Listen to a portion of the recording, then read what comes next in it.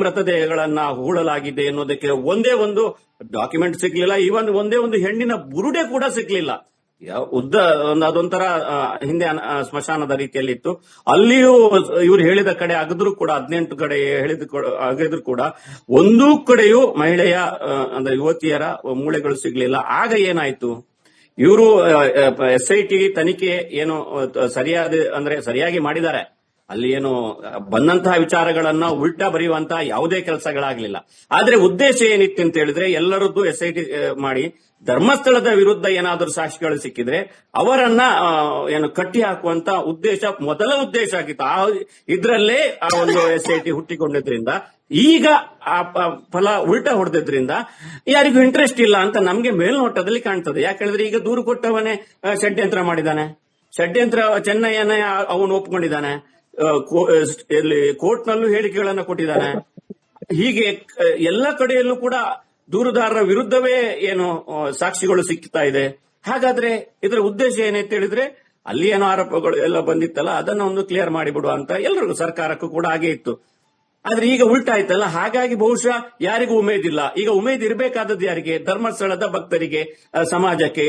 ಈ ತರ ಒಂದು ಸುಳ್ಳನ್ನ ಹಬ್ಬಿಸಿ ಅವರನ್ನ ಷಡ್ಯಂತ್ರ ಮಾಡಿದವರಿಗೆ ತಕ್ಕ ಶಿಕ್ಷೆ ಆಗಬೇಕು. ಇಲ್ಲದ್ರೆ ಎಲ್ಲ ದೇವಸ್ಥಾನಗಳಿಗೂ ಎಲ್ಲ ಒಳ್ಳೆ ಸಜ್ಜನರಿಗೂ ಇದೇ ರೀತಿ ಆರೋಪ ಬಂದು ಕೆಲವೊಂದು ಸಮಾಜದವರು ನಂಬಿಯೇ ಬಿಟ್ಟಿದ್ರು. ಹಾಗಾಗಬಾರದು ಎನ್ನುವಂತಹ ಸಮಾಜ ಕಳಕಳಿಯುಳ್ಳ ಸಜ್ಜನರು ಮಾತ್ರ ಈಗ ಪ್ರತಿಭಟನೆ ಮಾಡಬೇಕು. ಅವ್ರು ಯಾರು ಅಂದ್ರೆ ಅವರು ಅಲ್ಲಲ್ಲಿ ಚದುರಿರ್ತಾರೆ. ಒಟ್ಟು ಏನು ಈಗ ಮಾಧ್ಯಮಗಳಾದ್ರೂ ಕನಿಷ್ಠ ಇದರ ಒಂದು ಜವಾಬ್ದಾರಿಯನ್ನ, ಸಮಾಜದ ಕನ್ನಡಿ ಆಗಿರುವ ಮಾಧ್ಯಮಗಳಾದ್ರೂ ಇದರ ಜವಾಬ್ದಾರಿಯನ್ನು ಹೊತ್ತುಕೊಂಡು ಇದರಲ್ಲಿರುವ ಸತ್ಯವನ್ನು ಹೊರಬರಬೇಕು, ಅದರಲ್ಲಿ SIT ವಿಚಾರಣೆ ಹೊರಗೆ ಬರಬೇಕು ಅನ್ನೋದು ಆ ರೀತಿಯಲ್ಲಿ ಹೋರಾಟಗಳು ನಡೀಬೇಕು.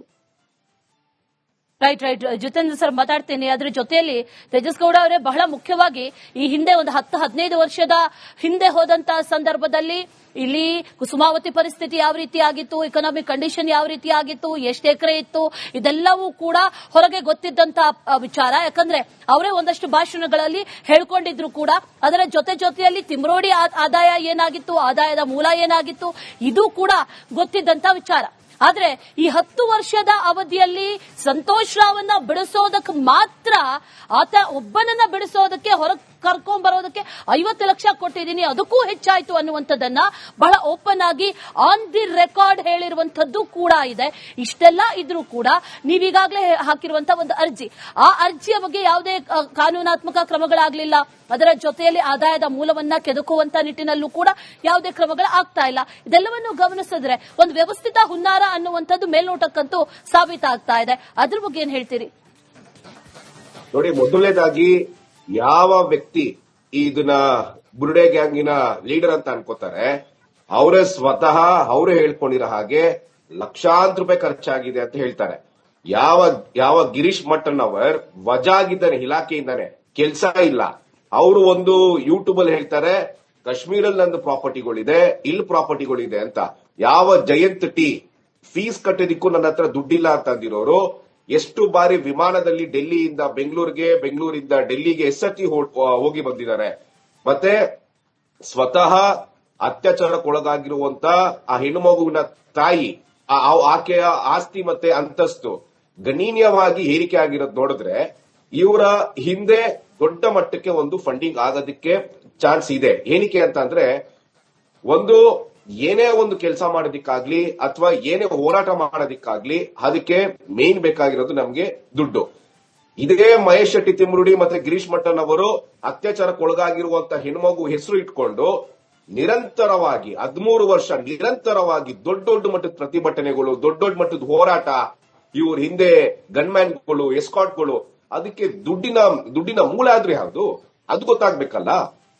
ಅದನ್ನ ತನಿಖೆ ಮಾಡಿ ಅಂತ ನಾನು ಇಡಿ IT ಮತ್ತೆ SIT ನಾನು ದೂರು ಕೊಟ್ಟಿರೋದು. ತಾವೇ ಗಮನಿಸಿರೋ ಹಾಗೆ ಈಗ ಒಂದು ಆರ್ಟಿಫಿಷಿಯಲ್ ಇಂಟೆಲಿಜೆನ್ಸ್ ಅಲ್ಲಿ 2 ನಿಮಿಷ ಇಲ್ಲ 3 ನಿಮಿಷ ವಿಡಿಯೋ ಮಾಡಬೇಕು ಅಂತಂದ್ರೆ ಸಾವಿರಾರು ರೂಪಾಯಿ ಖರ್ಚಾಗುತ್ತೆ. ಅದಕ್ಕೆ ಜಿಹಾದಿ ಮನಸ್ಥಿತಿರುವಂತ ಮೊಹಮ್ಮದ್ ಸಮೀರ ಅವನ ಎಂಟೈರ್ ವಿಡಿಯೋ ಏನ್ ಮಾಡ್ತಾನೆ, ಅವನಿಗೆ ದುಡ್ಡಿನ ಸಹಾಯ ಮಾಡಿದಂತವ್ರು ಯಾರು? ಜಯಂತ್ ಟಿ ಮಾತೆತ್ತಿದ್ರೆ ನಾನು ತುಂಬಾ ಕಡು ಬಡವ ಅಂತ ಆತನೇ ಮಾಧ್ಯಮ ಮುಂದೆ ಹೇಳ್ಕೊಂಡಿರೋ ಹಾಗೆ ಆತನಿಗೆ ಬೆನ್ನೆಲುಬಾಗಿ ನಿಂತಿ ಆತನಿಗೆ ಫಂಡಿಂಗ್ ಮಾಡಿರುವಂತ ವ್ಯಕ್ತಿಗಳೇ ಆದ್ರೆ ಯಾರು? ಇವ್ರು ಯಾರು ಬುರುಡೆ ಗ್ಯಾಂಗಿನ ವ್ಯಕ್ತಿಗಳಿದ್ದಾರೆ ಅವ್ರ ಮುಂದೆ ಇದ್ದಾರೆ, ಅವ್ರ ಹಿಂದೆ ಇರುವಂತ ಪ್ರಭಾವಿಗಳು ಯಾರು, ಅದು ತನಿಖೆ ಆಗ್ಬೇಕಲ್ಲ. ಆ ತನಿಖೆ ಮಾಡಿ ಸಮಾಜಕ್ಕೆ ಮುಂದೆ ತೋರಿಸ್ಬೇಕಲ್ಲ. ಧರ್ಮಸ್ಥಳ ಯಾವ ಗುಂಡಿ ಹಗಿತ್ತಿದ್ದಾರೆ ಅಂತ ಅಂದಾಗ ರಾಷ್ಟ್ರೀಯ ಅಂತಾರಾಷ್ಟ್ರೀಯ ಮಾಧ್ಯಮದಲ್ಲಿ ನಮ್ಮ ಧರ್ಮಸ್ಥಳದ ಬಗ್ಗೆ ಹವೇಳನಕರವಾಗಿ ಕಮೆಂಟ್ಗಳು ಹಾಕಿರುವಂತದ್ದು, ಹವೇಳನಕರವಾಗಿ ನ್ಯೂಸ್ ಪ್ರಸಾರ ಮಾಡಿರುವಂತ ಕೆಲವೊಂದು ಮಾಧ್ಯಮಗಳು, ವಿಶೇಷವಾಗಿ ಅಂತಾರಾಷ್ಟ್ರೀಯ ಕೆಲವೊಂದು ಮಾಧ್ಯಮಗಳು ಇವತ್ತು ಸುಳ್ಳು ಅಂತ ಗೊತ್ತಾದಾಗ ಯಾವ ಮಾಧ್ಯಮದಲ್ಲಿ ಧರ್ಮಸ್ಥಳದ ವಿರುದ್ಧ ಮಾತಾಡಿದ್ರು ಇವತ್ತು ಯಾಕೆ ಆ ಮಾಧ್ಯಮಗಳು ದಿವ್ಯವಾಗಿ ಮೌನ ವಹಿಸಿದೆ? ಕರ್ನಾಟಕ ಪೊಲೀಸರು ತನಿಖೆ ಬೇಡ, ಕೇರಳ ಪೊಲೀಸರು ತನಿಖೆ ಮಾಡ್ಲಿ ಅಂತ ಹೇಳಿದಂತವ್ರು ಇವತ್ತು ಏನಕ್ಕೆ ಅವ್ರು ಕೂಡ ಮೌನವಾಗಿದ್ದಾರೆ? ನಿಜ. ಇವ್ರ ಹಿಂದೆ ದೊಡ್ಡ ಹಣದ ಜಾಲ ಅಂತೂ 100%ಇದೆ. ಅವ್ರ ಹಿಂದೆ ಫಂಡಿಂಗ್ ಯಾರು ಮಾಡಿದ್ದಾರೆ, ಅವರು ಹೋಗುವಂತ ಕೋರ್ಟ್ಗೆ ನೀವು ಒಂದು ಗಮನಿಸಿ, ಪ್ರತಿ ಬಾರಿ ಸಹ ಅವ್ರಿಗೆ ವಕಾಲತ್ತು ಹಾಕುವಂತವ್ರು ಯಾವ ಅಡ್ವೊಕೇಟ್ಸ್ ಇದ್ದಾರೆ, ಅವರ ಫೀಸ್ ಏನಿದೆ, ಅಕಸ್ಮಾತ್ ಅವ್ರು ಫ್ರೀಯಾಗಿ ವಕಾಲತ್ ಆಗ್ತಾರೆ ಅಂದ್ರೆ ಅವರ ಉದ್ದೇಶ ಏನಿದೆ ಫ್ರೀಯಾಗಿ ವಕಾಲತ್ ಮಾಡುವಂತಕ್ಕೆ, ಇದೆಲ್ಲ ತನಿಖೆ ಆಗ್ಬೇಕಲ್ವಾ? ರೈಟ್, ಹೌದು. ಈ ತನಿಖೆ ಮಾಡಿ ಅಂತ ನಾವು 2-3 ಸತಿ ದೂರು ಕೊಟ್ಟಿದ್ರು ಸಹ SIT ಅಧಿಕಾರಿಗಳು ಇನ್ನವರೆಗೂ ಮೌನವಾಗಿದ್ದಾರೆ. ಅಕ್ನಾಲೇಜ್ಮೆಂಟ್ ಕೊಟ್ಟಿ ಮಾಡ್ತೀರಿ ಅಂತ ಹೇಳ್ತಾರೆ. ಆದ್ರೆ ಎಸ್ಸತಿ ನೀವು ಎಂಕ್ವೈರಿ ಕರೆದಿದ್ದೀರಿ, ಎಸ್ಸತಿ ಅವ್ರನ್ನ ತನಿಖೆಗೆ ಒಳಪಡಿಸಿದಿರಿ. ಬಂಧನ ಆಗ್ಬೇಕಾಗಿರೋದು ಯಾರು? ಸ್ವತಃ ಚಿನ್ನಯ್ಯನ ಹೇಳಿಕೆ ಏನಿದೆ, ಆ ಹೇಳಿಕೆ ಆಧಾರದ ಮೇಲಾದ್ರೂ ನೀವು ತನಿಖೆ ಕರೆದಿ ಅವ್ರು ನಿಮ್ಗೆ ಕ್ರಮ ತಗೋಬೇಕಲ್ವಾ? ಕೋರ್ಟ್ ಹೇಳಿದೆ ಎಂಕ್ವೈರಿ ಮಾಡಿ ಅವ್ರನ್ನ ಅಂತ, ಹರಾಸ್ಮೆಂಟ್ ಮಾಡಬೇಡಿ, ಸರಿ ಎಂಕ್ವೈರಿ ಮಾಡಿ. Right Tejas sir. ಹಾಗೆ ಜಿತೇಂದ್ರ ಸರ್, ನನ್ನ ಪ್ರಶ್ನೆ ನಿಮ್ಗೆ, ಈಗಾಗಲೇ ಈ ತಡೆಯಾಜ್ಞೆಯನ್ನ ತೆರವುಗೊಳಿಸಿ 21 ದಿನ ಆದ್ರೂ ಕೂಡ ಯಾವುದೇ ಕ್ರಮ ಆಗಿಲ್ಲ.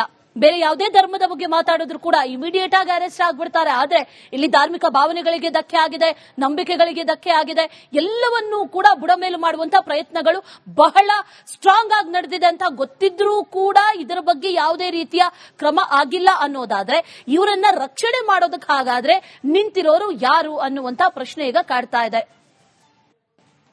ಖಂಡಿತ.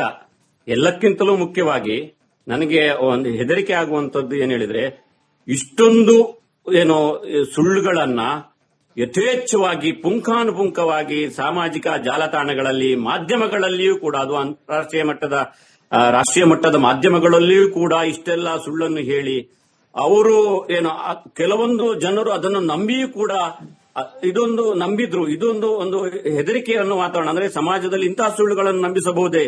ಧಾರ್ಮಿಕ ಹಿಂದುತ್ವ ಭಕ್ತಿ ಅದು ಹೌದು, ಆದ್ರೂ ಕೂಡ ಇವತ್ತು ಹಿಂದುತ್ವಕ್ಕಂತ ಹೇಳಿ, ಬಟ್ ಮುಂದೆ ಸಮಾಜಕ್ಕೂ ಇದೇ ರೀತಿಯಾದಂತಹ ಒಂದು ಕೆಟ್ಟ ಸುಳ್ಳಿನ ಕೋಟೆಯನ್ನ ಕಟ್ಟಿ ಇದರ ಸತ್ಯವಂತರಿಗೆ ಬದುಕುವುದೇ ಕಷ್ಟ ಅಂತ ಬರಬಹುದು ಎನ್ನುವಂತಹ ಹೆದರಿಕೆಯಿಂದಲೇ ಈಗ ನಾವು ಅದನ್ನ ಪ್ರಶ್ನಿಸಬೇಕಾಗಿದೆ ಮುಖ್ಯವಾಗಿ.